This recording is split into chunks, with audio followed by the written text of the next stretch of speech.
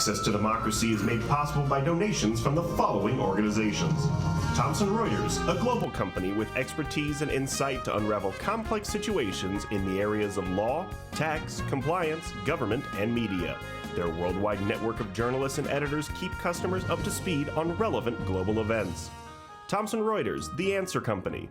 Crutchfield Dermatology, a full-service treatment center and Medi-Spa in Eagan. Their goal is to help you look good and feel great with beautiful skin. The Minnesota Twins are looking forward to another great season in 2023, led by the return of All-Stars Carlos Correa and Brian Buxton.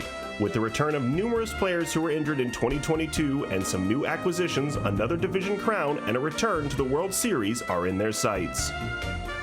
Established in 2007, 45th Parallel Spirits was among the first 50 micro-distilleries in the United States. Based in New Richmond, Wisconsin, all aspects of production occur at our facility. If you're interested in visiting and learning more about the 45th Parallel Distillery, please check our website and plan a visit to tour our facility and taste our spirits. Truestone Financial, with locations in Minnesota and Wisconsin, has proudly served its members since 1939. Truestone engages, educates, and supports its members to ensure they have the tools to empower their financial well-being. Truestone Financial, your neighborhood credit union. Learn more at truestone.org.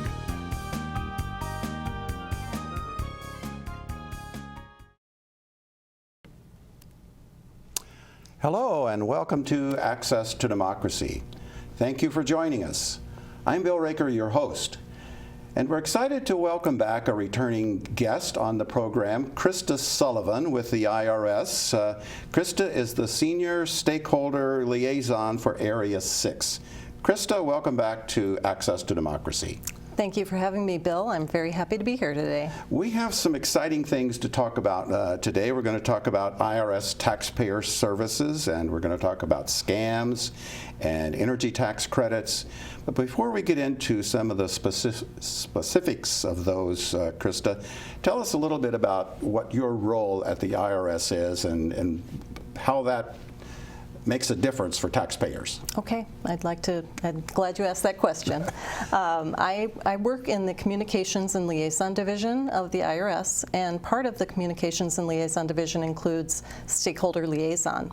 And what the Stakeholder Liaison Division does is we work with partners, with tax practitioner organizations, industry and business helping organizations, as well as community group organizations and others to help work with our partners to get IRS messages out to taxpayers. So it's important that we have these trusted partners that can help deliver our messages.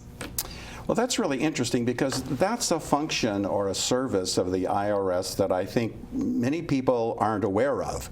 So it's great that we're having you as a guest to talk about some of those things today. And one of the things that we want to talk about is the IRS's official mission statement. So if we could look at slide 1 on the screen, and then you can talk to our viewers about what the mission statement is and what the Taxpayer Bill of Rights is. Okay. Well, the IRS mission statement is to provide America's taxpayers with top quality service by helping them understand and meet their tax responsibilities and also enforce the law with integrity and fairness to all. And this is part of our Publication 1. So the mission statement is on Publication 1 as well as the Taxpayer Bill of Rights, which has 10 different rights that each taxpayer has the right to. So they're all listed on the screen there. You have the right to be informed, the right to quality service, the right to pay no more than the correct amount of tax. You have the right to challenge IRS's position and be heard. You also have the right to appeal any IRS decision in an independent forum. You have the right to finality, the right to privacy, the right to confidentiality, the right to retain representation, and also the right to a fair and just tax system. Well, those are some pretty significant rights. Now, if our viewers wanted to look at that publication, could you tell us again where that can be found? Yes, you can go to irs.gov, and in the search box, you can just type PUB1, P-U-B-1, and it should bring up a list of options on your screen, and then you can just click on that and you can download it as a PDF or just view it on your screen. Very good. That's some important information that I think our viewers should take advantage of because it gives a little bit different perspective about how the IRS actually functions. And it's great that you shared the mission statement with us so we can understand that a little bit more as well.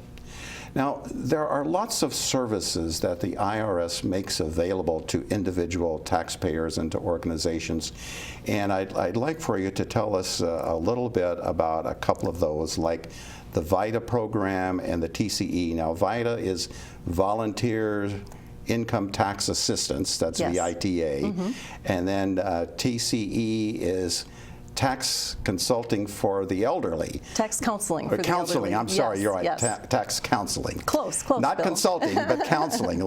Quite a bit of difference Yes. between those two functional terms. So tell us a little bit about both of those services and how they work and how people can take advantage of them. Yes, well, the IRS partners with these volunteer nonprofits that provide these tax services during tax season. VITA sites offer assistance to people who are lower income, incomes below $60,000, people with disabilities, and also people who have limited English proficiency. What they do is they must pass IRS tax law training, so they're trained very well on how to prepare and assist with preparation of income tax returns, and they do free tax return preparation or assistance if the taxpayer wants to prepare their own return. If you want to take advantage of a VITA site to help you with your tax return, you can use our locator tool to find the nearest site on our website, irs.gov, or you can call 800-906-9887, and that will give you the options during the tax season. So don't try calling now. The number may not be staffed immediately, currently anyway.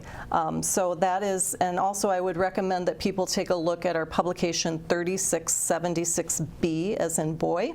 That is available in both English and Spanish, and it does give you a list of the services that they can provide, as well as what you should bring, what type of documentation you should bring to your appointment. Now, tax counseling for the elderly is a little bit different. Those are typically sponsored by AARP, and they have their own site locator tool as well, or you can call 888-227-7669. TCE is for individuals who are age 60 and older, and their volunteers specialize in questions related to pensions and retirement. The VITA program, I have some familiarity with it because when I worked at the credit union, our credit union participated in that program, wonderful. and our employees volunteered to help with tax preparation. So I know a little bit about how it works, and it is free to those people who are interested and who qualify for it. And I suspect several financial institutions and other organizations around the state for Minnesotans would be able to help for people who are looking for that kind of service. Absolutely. And you did mention the tax counseling for the elderly as a key program that AARP is a participant in. Are there other organizations that assist with that as well? Well, mostly the VITA sites are located, they could be located at a financial institution, or even community organizations are now starting to operate VITA sites. So it's mostly just VITA and TCE, but sometimes, we even have on reservation land, we have some sites there as well. So we're really expanding into more underserved communities to try and get to where the people are and provide maybe translation services that might be needed by the volunteers that work at those organizations as well. Krista, are there other services from the IRS that are focused on the individual taxpayer that you'd like to mention before we move to our next topic? Yes, we do have our local taxpayer walk-in assistance centers, and those centers are located in specific posts of duty around the country. So you can find a walk-in. If you need to make an appointment and talk with someone at the IRS, there's a phone number to call to make an appointment at your nearest walk-in center. It might not be available to those out, it might not be convenient to some in rural communities, but we do have those available as well. But definitely make an appointment because the hours are limited and the staffing is limited. And that's a free service as well. Yes. Mm-hmm. And is that seasonal? I mean, are there certain times during the year when that's available? They're or open year-round. Anytime? They're open year-round, but they definitely are busier during the tax season, tax filing season for individuals. So just get an appointment. Make an appointment, definitely. Well, let's talk about the second subject that we wanted to bring up in our discussion today, and that's scams. So if we can take a look at the next slide that we want to bring up, the question is the notice from the IRS real?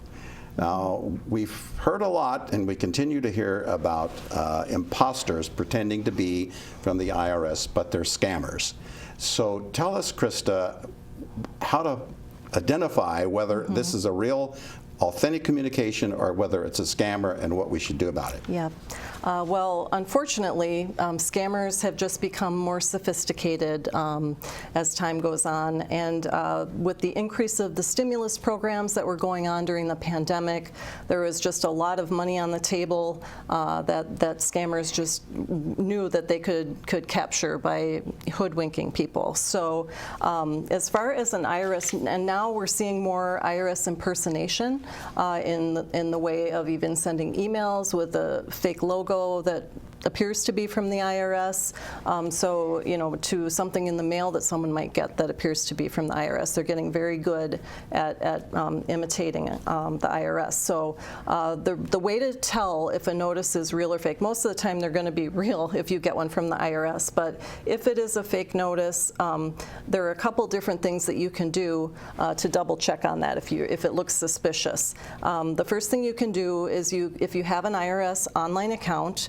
you can look in that account to see if there's a copy of that notice in your account. The second thing you can do is check the Understanding Your IRS Notice or Letter page on irs.gov. Or you can call the IRS at our 800 number, which is 800-829-1040, and that's our general assistance number, and then you can give them the information on the notice. Usually IRS notices have a CP in front of the number, so they can ask you a variety of questions to describe the notice, and they will be able to tell you if it's real or not. So could we take a second look at slide number 2 just to make sure that people have the opportunity to capture the phone number or any other clues that may be on there?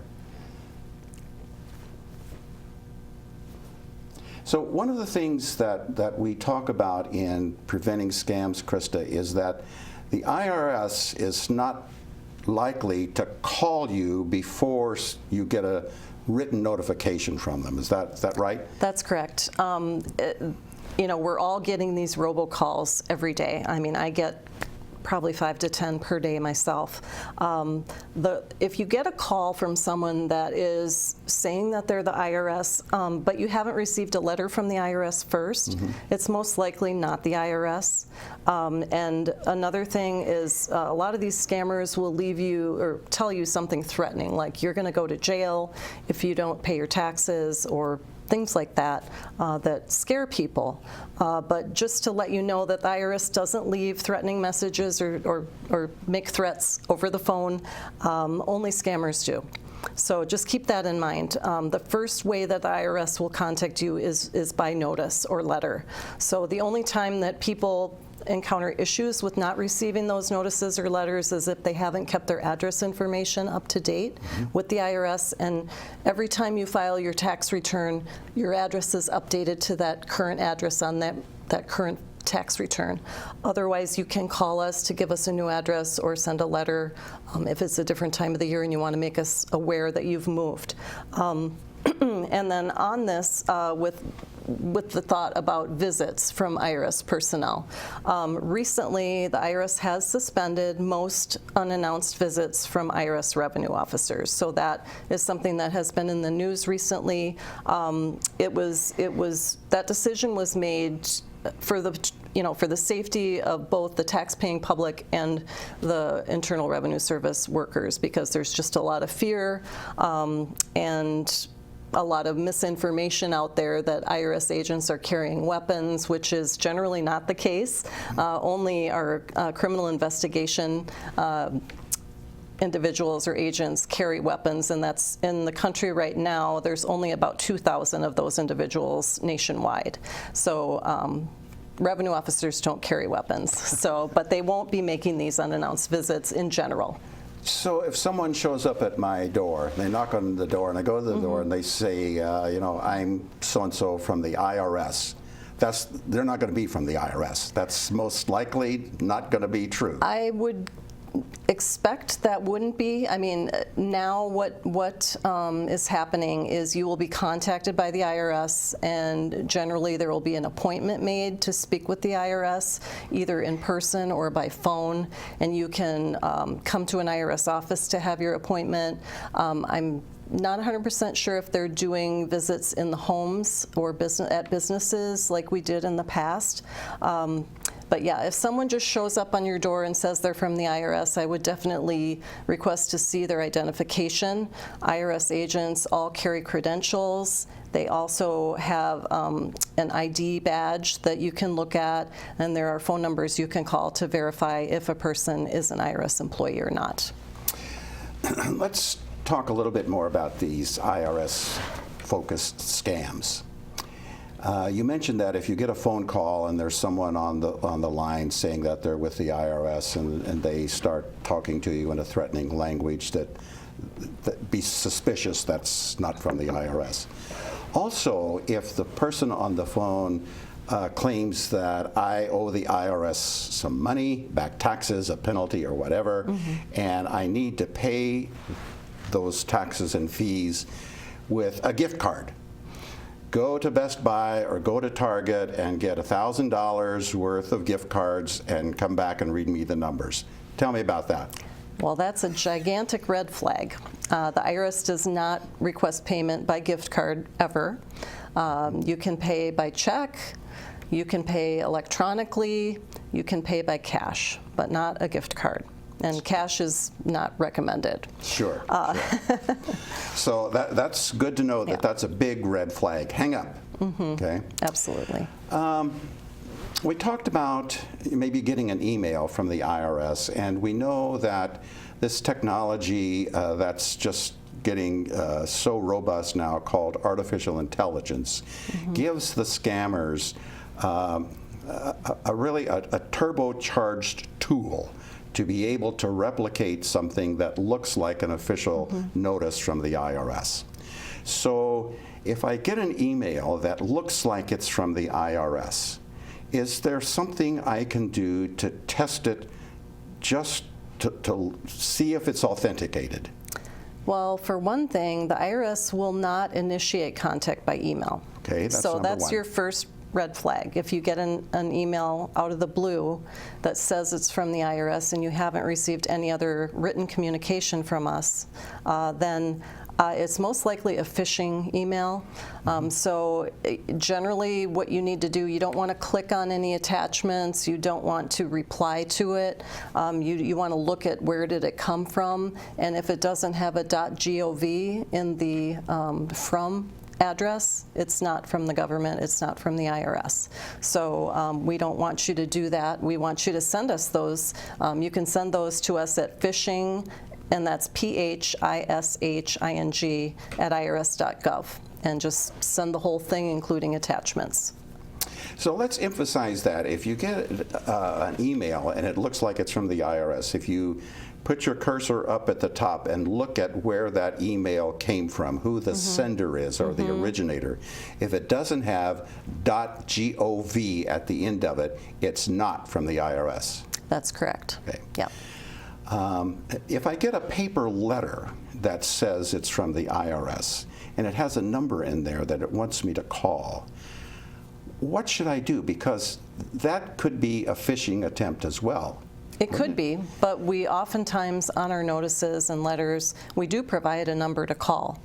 Now, you can always check online to see if it's a correct type of notice, or you can call the 800-829-1040 number and call that number first if you're concerned that it's not. So it would be a better idea to look up the IRS number outside of what's in that letter. Right. Because I know I get notices from the Geek Squad and Amazon, and there are numbers in there for me to call if I want to talk to somebody. Right. But they don't take me to the Geek Squad, and they don't take me to Amazon. And I suspect that a scammer sending a paper letter would have a fake IRS number in there. Correct. Okay? Yes. Yes. Just be very wary.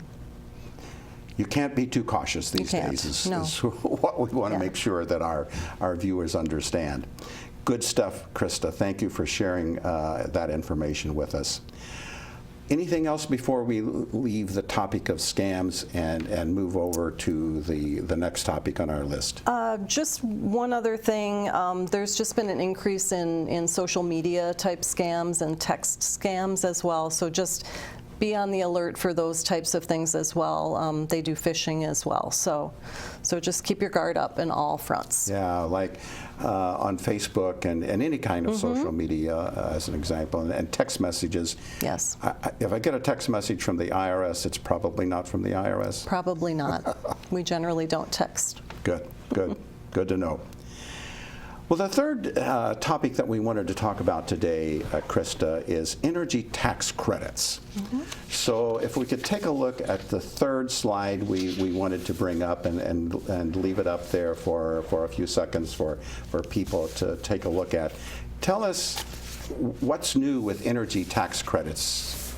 Well, I think the most important thing that will appeal to most taxpayers and people in general is the home energy tax credits that have been made available through the Inflation Reduction Act of 2022. You can look at publication 5797 to learn about those credits. Now, who can claim those credits and how? The people that can claim these credits must be a homeowner, and you're improving either your primary residence or a second home that's used as a residence. And then when you can claim the credit would be in the year that the purchase was made and the installation of qualifying improvements. And the way that you claim the credits is by attaching Form 5695 to your tax return. Now, there's two different types of credits here. The first is the energy efficient home improvement credit, and that one covers things like exterior doors, windows, insulation, skylights, central air conditioners, furnaces, boilers, heat pumps, things like that. It also includes home energy audits, so you can get a portion of that fee for a home energy audit as a credit. The credit amounts are generally about 30% of your cost, up to a maximum of $1,200, and there's no lifetime limit. There is a separate annual credit limit of $2,000 on water heaters, heat pumps, and biomass stoves and boilers. And just to let you know, what was I thinking? There's a fact sheet that you can also look at that gives you a lot of questions and answers about the different types of things, and I would recommend looking at that. And then you definitely want to make sure that the item that you're installing qualifies as that type of an item. The second type of credit is called the Residential Clean Energy Credit. And that one is for solar, wind, geothermal power generation, solar water heaters, and fuel cells and battery storage. So these qualifying credits are generally 30% through the year 2032, and then they go down a bit in 2023 and 2034. Excuse me, 2033 and 2034. There's no annual maximum or lifetime limit on those, but the expenses must meet the requirements that are detailed on energy.gov. And there's a nice kind kind of like a chart that you can look at to see what the different credits are for the different equipment and types. So that's energy.gov. Yes, yes. And you can, if you go to irs.gov and pull up that publication 5797, there are some live links right on that publication that will take you right to that web page. Drill further down. Yes, yeah. yes. Well, we have a couple of minutes left in the program today, Krista. Anything else that you'd like to share with our viewers that relates to the work that you do and the services that IRS makes available to individual tax filers? Sure. Well, I'd just like to mention that, you know, it's always really great to be able for us to get out into the community and get the important outreach and education out there. So if you have an opportunity, there's going to be some type of a free webinar. We do a lot of free webinars that you can take part in to get more information about different tax topics. I would encourage people to take advantage of that. We do promote those through our partners, so we advertise those. You can also look on irs.gov for free webinars that you can participate in, and our IRS video portal is a wonderful resource for not only individuals but businesses and others to see great programming on IRS tax information. Well, Krista, this has been a very informative discussion that we've had on the program today. Thank you so much for being our guest and for sharing with us things that individual taxpayers need to know about services available from the IRS, about how to avoid being scammed, and about how to take advantage of the energy tax credits when they file their taxes. So Krista, thanks for the great work that you do, and thanks for being a guest on Access to Democracy. Thank you for having me.